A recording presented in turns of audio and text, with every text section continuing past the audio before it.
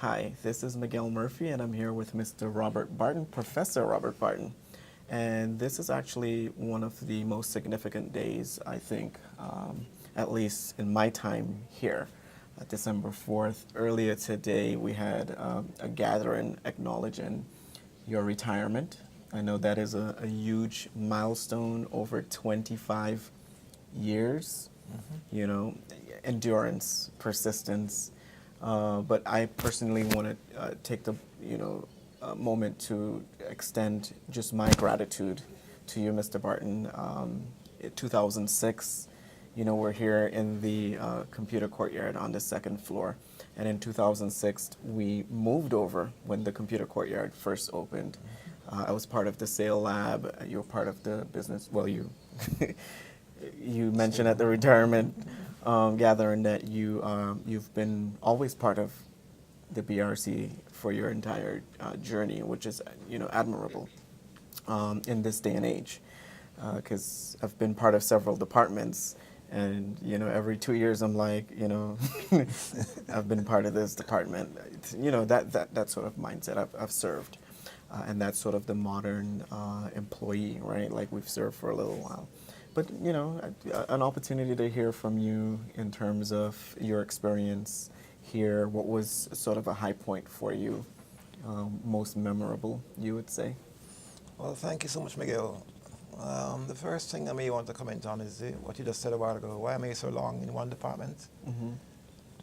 The great thing about business is that it's a multicultural department and a mixture of various courses, not like, say, mathematics or science with a few areas. We have several, actually 75 courses in our area, so it's a varied involvement and quite interesting. And I have experienced learning and teaching and working with students in a lot of areas. Mm-hmm. And we incorporate practically every aspect of education in our department. We incorporate the sciences. We have biology because, they become the scientists are the ones who go out there and work with businesses. So this day and age, for example, you hear a lot about STEM, and everybody forgets that STEM actually is business. Mm-hmm. Anything in science or technology or politics is all about business. So. And ethics as exactly, it's as all about well. business. Management, everything is business. So it's a very, very wide involved in every area. Mm-hmm. So that's why I've been with it so long. I stuck with it because of that reason. Awesome. So in terms of, hard for me to believe that's why I ran over here. I'm like, it's here. Like, Mr. Barton is about to retire come spring 2019. Every now and then I've had the luxury, because you're like, Miguel, where have you been? But sometimes you take it for granted that, you'll always be there. Come spring 2019, I personally won't have that luxury. In terms of advice, for business students that are in the business programs here, what would you share with them from your years of being part of the Business Resource Center? The main thing I want to impart now is that business students need to take business seriously. And a lot of them are still seeing it as possibly a stepping stone or something that they think is easy. They don't want to get into the sciences, the physics, etc., because they think those are hard, or the mathematics. Mm-hmm. But they're not going to have it any easier in business. And business is a very functional area. You really have to know what you're doing to get out there in the real world. And business people are kind of skeptical, and also they're distinct. That means that they will see through you very, very quickly. Mm-hmm. So you have to know what you're doing, or they look at you and say, you're not helping our bottom line. That's the word they use.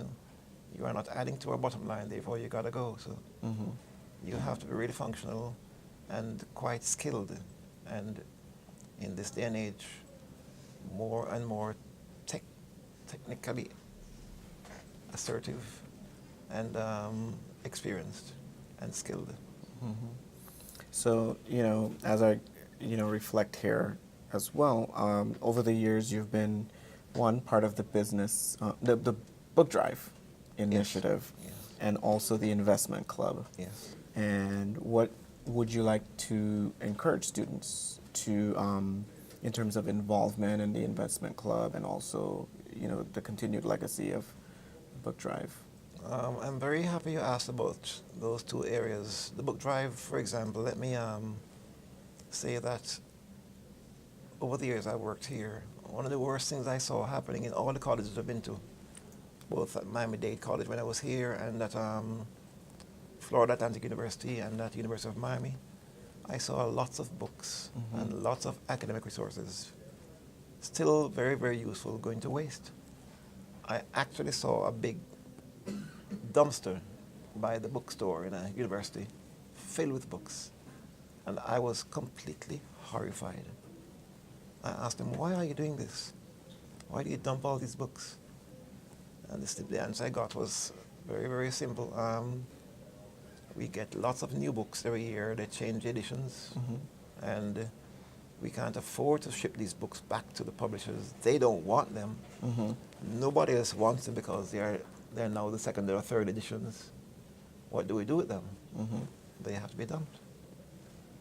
So I said, I can use these books. I can send them back to the Caribbean countries where I know there are many, many schools and students who need these books still. They're not so very old or useless. And they said, it's a good idea, but you're on your own. You can take them all. And as a matter of fact, I actually went into the dumper. I took out most of those books and stored them at my house in my garage. But they were there for about 2 years. I didn't know what to do with them either. So I had to find a way to get them to be shipped. I said, somebody must want them. And I finally began to create links and contacts and connections. Eventually it worked out. And I now have a cadre of people and schools who are interested. And every now and again we ship them down. Sometimes it takes a long time to get it all organized. And with volunteers now set up here at the college, it became easier and easier. So we do have a system. And as a matter of fact, I just shipped about 50 boxes of books 2 weeks ago. Awesome. Trying to do it before I retire. Before you retire. Yeah, So my yes. question is, are you, is that something that will continue beyond? Unfortunately, nobody wants the extra burden and work it involves. So, I'm sorry to say, I can't find anybody to take it over. So, Okay, so if there's It might anyone die. out there, I hope so. don't let it die.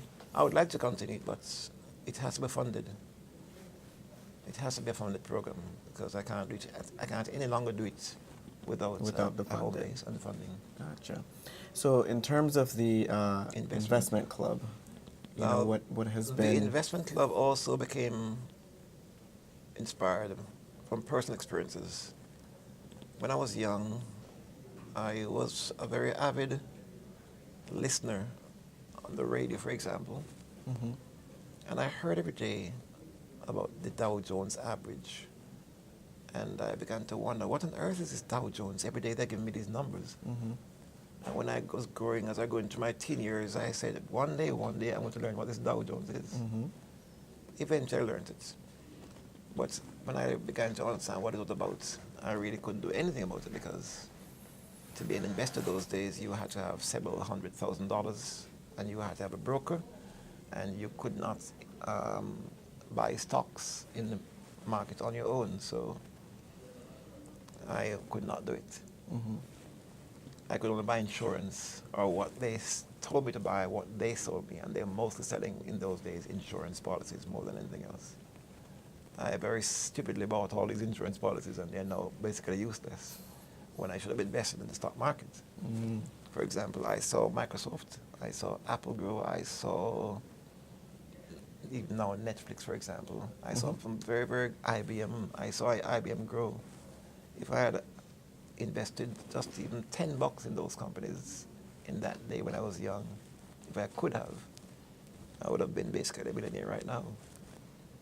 So that's what I'm trying to teach my students now, that you need to learn about what's happening in the real market and not just simply listen, participate, because if you get involved and learn what the market is all about, you will see that it can do you justice in the long run. Absolutely. So in terms of the legacy of the investment club, what is your advice to current board members and I will really try to future make sure they faculty are set advisors? on a sound footing.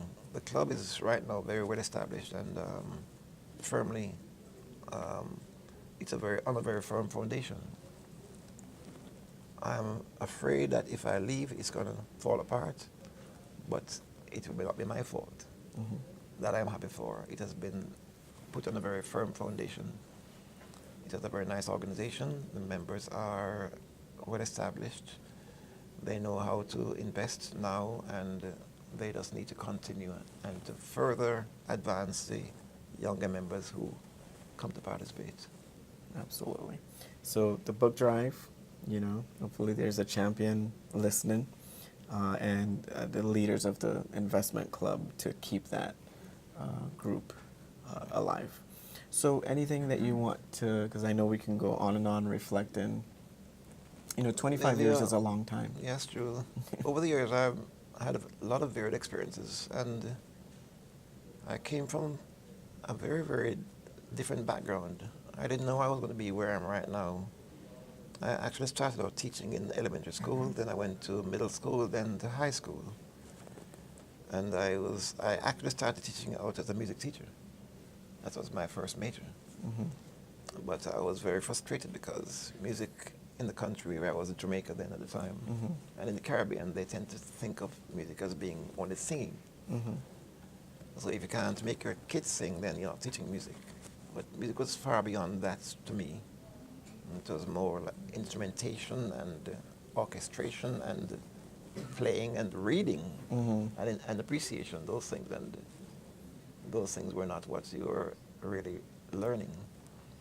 So I got frustrated with that. And I left that area and I went into sports. Volleyball coach. Yeah, I was pretty good in volleyball coaching and other sports, but my main one was volleyball. Actually, became internationally certified as a volleyball coach, so that's quite big. I left that when I came here, and I branched out into computer programming. Mm-hmm. That was very fascinating for me too. I left that and I focused on business, and that's where I am to this day. So that's where I've stuck it out. One of the advice I'd like to give business students, or any student for that matter, is with modern technology, they are missing out a lot. They think they're learning a lot, but they are really missing out a whole heap. And the simple reason is that they are, I call them the click button generation. Mm-hmm.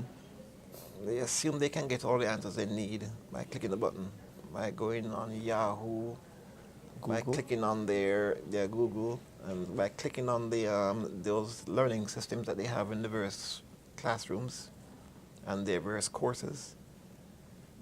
I've been getting very frustrated that they are not learning anything. The functional learning is not there. Mm-hmm. And if they don't get out of that mode in the near future, we're going to end up with students who, if they don't see a button to click, they'll know nothing or what comes next, because they're not learning to think themselves and to solve problems, which is very severely needed. So that's my advice: do not depend upon the click button syndrome to make them learn. And go back to basics, open up the book and... They can still stick with the basics and also stick with the click buttons, but only click the button when they have already learned it and they see what the button says, because behind the button might be the wrong answer. Mm-hmm. And if you don't know the right answer, you can never tell. For example, I can give a very simple example. I go onto YouTube all the time. I go onto Wikipedia. And what I see there as answers to questions are terribly, terribly wrong. Mm-hmm. And sometimes I have to go and try to change the answers myself, because they're really misleading students with what they have, what's out there. Sometimes they are totally wrong and totally incorrect, and nobody's correcting them. So, Mm-hmm. Well, Mr. Barton, forward. thank you for sharing. And I just want to share with business students that the Business Resource Center is in room 2201. That's a shameless plug as an academic advisor. And so building 2, second floor inside of the computer courtyard, That's right. section 1. Section So you can get assistance with statistics, accounting, and any of the 75 Yes. courses Marketing, management, for example. offered in the School of Business. So thanks again. I'm sincerely going to miss you. I was joking early at the gathering that probably this will actually give us an opportunity to do some things that we necessarily couldn't do because we're at work. So I will definitely, and you have my word, stay in touch. Thank you so And much. I will miss you. All right, thank you.